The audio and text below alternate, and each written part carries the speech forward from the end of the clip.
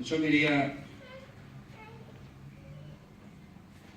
que veamos en el Evangelio de Juan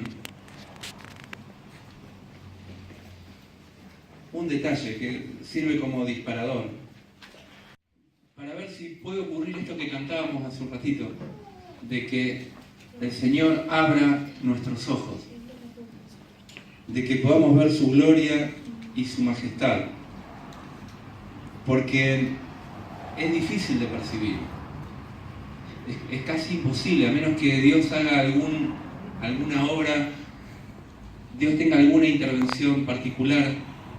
Cuando hablamos de la resurrección de Cristo, de la gloria que tiene actualmente, de toda la obra en la cruz, es difícil percibir si el Espíritu no hace algo en nuestro corazón. Y como disparador, quiero leer este detalle que ocurre en la Pascua, Juan capítulo 18, cuando Jesús está delante de Pilato. Porque este momento, la Pascua, es el momento central de toda la historia de la humanidad. Tenemos en el Génesis la caída, tenemos en el Apocalipsis la visión de que todas las cosas son restauradas y el hecho por el cual esto es posible, pasar desde la raza caída que somos a un estado glorioso, es fruto de esto que está haciendo el Señor Jesucristo en este momento. Y hay un montón de personajes que pasan alrededor y no se dan cuenta. Y Pilato, sin ese, es uno de estos. Pero en un momento tiene un poco de luz y se le abren los ojos y no reacciona bien. Dice así la Escritura, y antes de leerlo vamos a invocar otra vez al Señor. Oremos. Señor, que a pesar de mi torpeza y mi debilidad se pueda transmitir que vos, Señor, abrís los ojos y nos haces ver verdades espirituales que están más allá de nuestro entendimiento. Te lo pedimos en el nombre de Jesús. Amén. Bueno, Juan capítulo 18.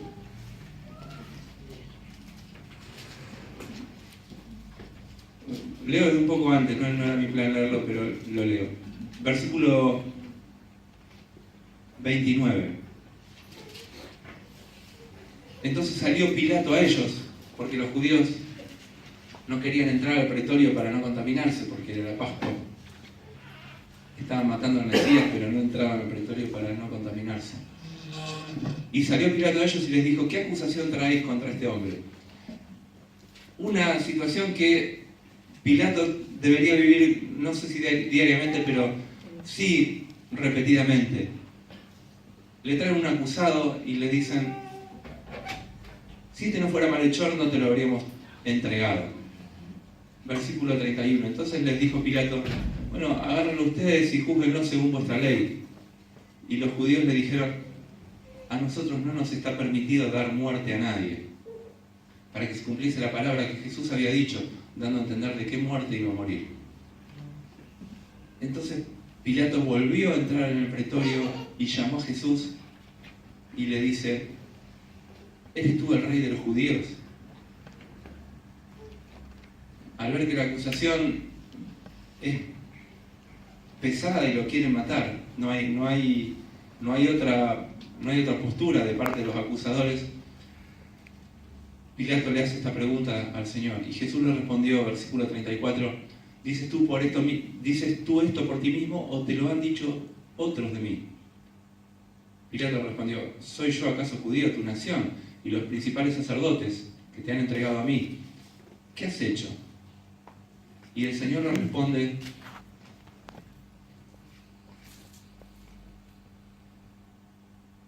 es algo que nos da mucha claridad para nosotros como creyentes funcionando acá en la tierra. Mi reino no es de este mundo. Si mi reino fuera de este mundo, mis servidores pelearían para que yo no fuera entregado a los judíos. Pero mi reino no es de aquí. Le dijo entonces Pilato: luego ¿Él es tu rey? Respondió Jesús y le dijo, tú dices que yo soy rey. Yo para esto he nacido y para esto he venido al mundo, para dar testimonio a la verdad. Todo aquel que oye la verdad, oye mi voz. Pero todo aquel que es de la verdad, oye mi voz. Y Pilato se queda con esto y dice, ¿qué es la verdad? Y cuando hubo dicho esto, salió y habla otra vez con los principales sacerdotes, con los acusadores. Pero es como que hasta ahí no toma conciencia Pilato de que está ante una situación especial de la historia y ante alguien que le estaba diciendo directamente, se lo dijo de frente, mi reino no es de este mundo, porque si no mis seguidores estarían defendiéndome, estarían peleando por mí. Y Pilato no entiende, pero en un momento sale otra vez afuera, capítulo 19, se los quiere entregar, dice que no hay ningún delito en él, lo azota, y en el versículo 5 dice, Pilato les dijo, he aquí el hombre, y se los devuelve con un manto de púrpura, vestido como su rey. Y cuando lo vieron así, dice el versículo 6, dieron voces diciendo, crucifícale, crucifícale. Pilato le dijo, tomadlo vosotros y crucificadle, porque yo no hallo delito en él. Los judíos le respondieron, nosotros tenemos una ley, y según nuestra ley, debe morir, porque se hizo a sí mismo hijo de Dios. Y cuando oye esa palabra, Pilato, dice el versículo 8, tuvo más miedo. Como que percibió ahí, por esas palabras, que estaba ante algo mucho más trascendente de lo que estaba viviendo en una situación común. Y entonces entra de nuevo al pretorio y le dice a Jesús, versículo 9, ¿de dónde eres tú? ¿De dónde eres tú? Pilato toma conciencia en ese momento de que no era una situación igual a la de todos los días la que estaba viviendo, y dice que a partir de ese momento procuró soltarlo, pero no lo hizo. Si pudiéramos ver, como orábamos, qué distintas serían las cosas, ¿no? Imagínense todo lo que hay acá alrededor, lo que ustedes quieran mirar, la silla de adelante, las paredes, las luces, nuestras uñas, las manos, todo eso dentro de poquito no va a existir más. Las cosas que se ven, dice la Escritura, son temporales, pero las que no se ven son eternas. Y acá Pilato por un momento toma trascendencia de este reino que no se ve y de este hombre que ha venido para dar testimonio de la verdad, y que le dice, no tendrías ninguna autoridad sobre mí si no te fuese de arriba, del reino que no se ve, del reino de Dios. En la Pascua, la sabiduría oculta de Dios, lo que no se ve, lo que estaba escondido, eso ocurre y nadie lo ve. Ni siquiera los príncipes de este mundo, como dice Pablo cuando escribe a los Corintios, que si hubieran entendido esta sabiduría, jamás habrían crucificado al Señor de Gloria. Ni siquiera los demonios entendían que eran seres espirituales, entendían bien lo que estaba pasando. ¿Y cómo se hace para ver lo que no se ve? ¿Cómo vemos lo que no se ve? Los invito a ir a Hebreos capítulo 8. Vamos a leer el 8, el 9, el 10, el 11, el salteadito.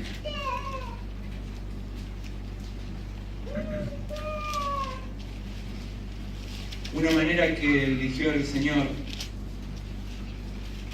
a través de la antigüedad, y también el Señor Jesucristo en su ministerio, es a través de símbolos, a través de figuras. Y viendo una figura, viendo alguna historia, escuchando una parábola, se pueden percibir, ya sea por similitud o por contraste, cosas que de otra manera no se verían. Hebreos capítulo 8, versículos 1 al 5. Dice el escritor de esta epístola. Ahora bien, el punto principal de lo que venimos diciendo es que tenemos tal sumo sacerdote, el cual se sentó a la diestra del trono de la majestad en los cielos. Cantamos hace un ratito, ¿no? Contemplar tu majestad. ¿Alguien lo pudo hacer? Contemplar su majestad. Nosotros, ¿no? Que cantamos esta canción. Acá dice que el Señor Jesucristo se sentó a la diestra del trono de la majestad en los cielos. El Señor Jesucristo es ministro del santuario, dice el versículo 2. Y de aquel verdadero tabernáculo que levantó el Señor y no el hombre.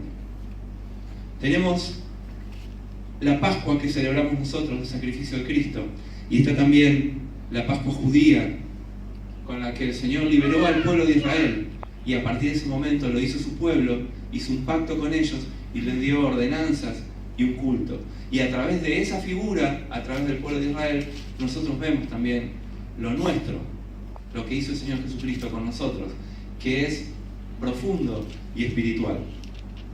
Porque fíjense lo que dice.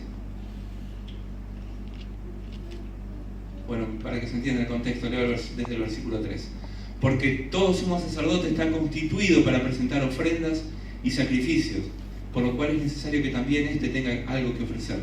Así que, si estuviese sobre la tierra el Señor Jesucristo, ni siquiera sería sacerdote, habiendo aún sacerdotes que presentan las ofrendas según la ley, los cuales sirven, estos sacerdotes, a lo que es figura, o dice el original más propiamente ejemplo y sombra de las cosas celestiales.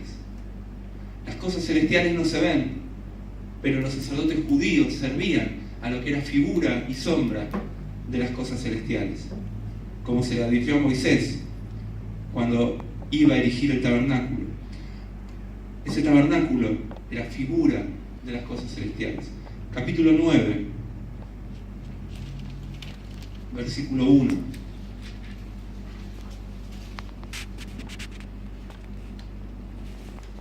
Ahora bien, aún en el primer pacto, el pacto que hizo Dios con el pueblo de Israel, aún el primer pacto tenía ordenanzas de culto y un santuario terrenal, porque el tabernáculo estaba dispuesto así. En la primera parte, llamada el lugar santo, estaban el candelabro, la mesa y los panes de la proposición. Tras el segundo velo estaba la parte del tabernáculo llamada el lugar santísimo, el cual tenía un incensario de oro y el arca del pacto cubierta de oro por todas partes, en la que estaba una urna de oro que contenía el maná, la vara de Aarón que reverdeció y las tablas del pacto, y sobre ella, sobre el arca, los querubines de gloria que cubrían el propiciatorio. Y dice el autor, de las cuales cosas no se puede hablar ahora en detalle.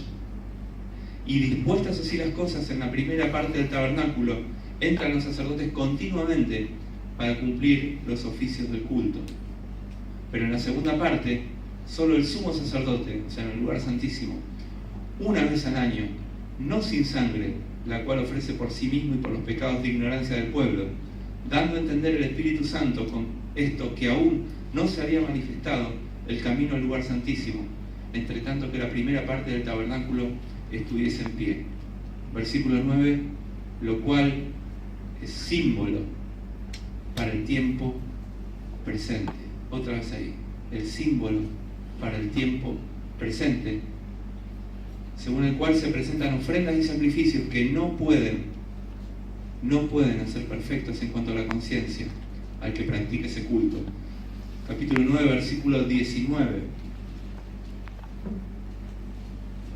Porque habiendo anunciado a Moisés todos los mandamientos de la ley a todo el pueblo, tomó la sangre de los becerros y de los machos cabríos con agua, lana, escarlata e hisopo, y roció el mismo libro y también a todo el pueblo, diciendo: esta es la sangre del pacto que Dios os ha mandado.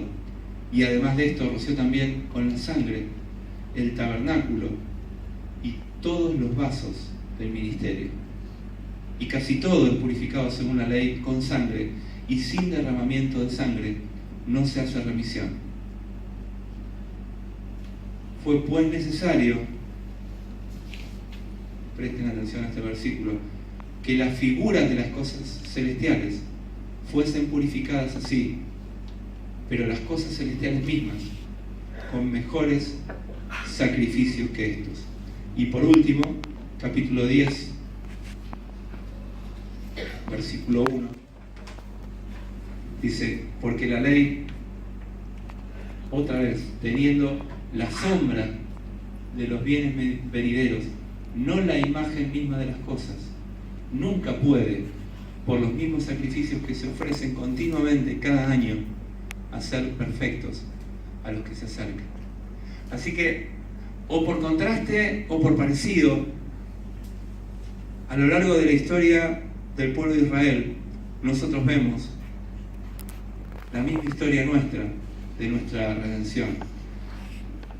Y el ver esto en el pueblo de Israel nos hace ver que también nosotros participamos de una realidad espiritual que no se ve, pero la podemos imaginar o nos podemos hacer una idea, aunque sea vaga, de lo que está pasando espiritualmente en nosotros. Y yo quiero que en todo esto hay algo que resuena permanentemente a lo largo de este pasaje y que es digno de destacar. Y a mí me quedó rebotando en el cerebro y lo quiero transmitir. Capítulo 9, versículo 9.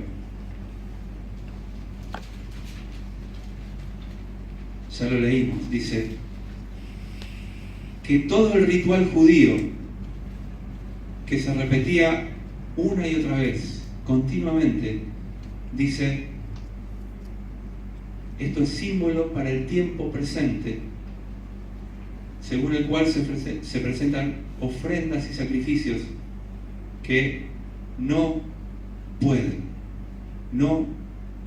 Eso se repite en todo esto que estamos leyendo, se repite permanentemente. No pueden perfeccionar a nadie. Yo vengo de una tradición religiosa de nuestro país, de la tradición católica, y tenía este deseo de ser liberado de mi pecado y del miedo a la muerte. Aun cuando era adolescente tenía esta carga en mi corazón. Y había un montón de propuestas en la Iglesia Católica para esto, muchas propuestas. Pero todas consistían en sacrificios, distintos tipos de sacrificios, o rituales, o ceremonias, o ofrendas, o mecanismos para poder lograr lo que la Escritura dice acá una y otra vez: no se puede. Capítulo 10, versículo 1. También lo leímos: porque la ley, teniendo la sombra de los bienes venideros, no la imagen misma de las cosas, nunca puede, por los mismos sacrificios que se ofrecen continuamente, cada año, y fíjense, continuamente, cada año, bueno, por esos sacrificios no puede hacer perfectos a los que se acercan. Capítulo 10, versículo 11. Y ciertamente, todo sacerdote está día tras día,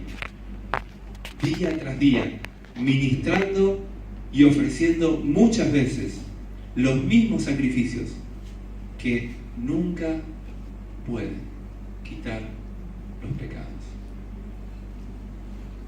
Lo que está en juego es cómo hace Dios para quitarnos los pecados. Y no hay sacrificio, no hay religión, no hay ritual, no hay ceremonia, no hay absolutamente nada, aparte de la obra de Cristo en la Pascua, que pueda quitar los pecados, que pueda hacer perfectos a los que se acercan. Y hay dos razones. En el versículo 9 del capítulo 9,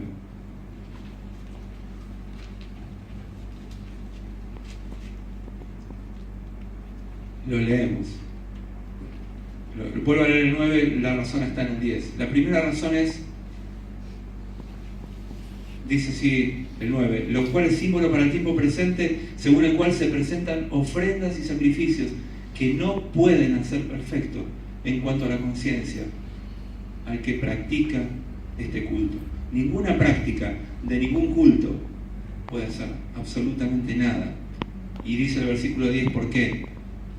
Ya que consiste solo de comidas y bebidas, de diversas abluciones y de ordenanzas acerca de la carne, impuestas hasta el tiempo de reformar las cosas. Bueno, leo entonces también, está por todos lados, como para que no quede duda, pero Cristo, habiendo ofrecido una vez, para siempre, un solo sacrificio por los pecados, se ha sentado a la diestra de Dios. Y el versículo 14, con una sola ofrenda, hizo perfectos para siempre a los santificados. Quedó de lo que leímos, yo creo que es suficientemente claro.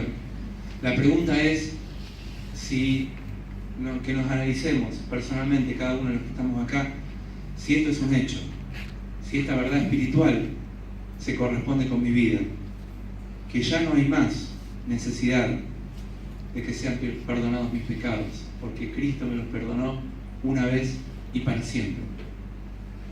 Si eso está, la Pascua tiene sentido para mí. El sacrificio del Cordero Pascual verdadero del Señor Jesucristo es un hecho real para mí y ya no tengo que hacer más nada.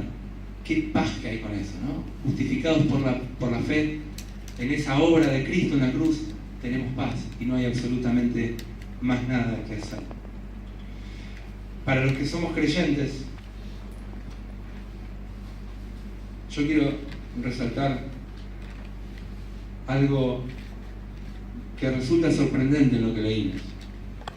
Fíjense el capítulo 9, volvemos para atrás, versículo 19.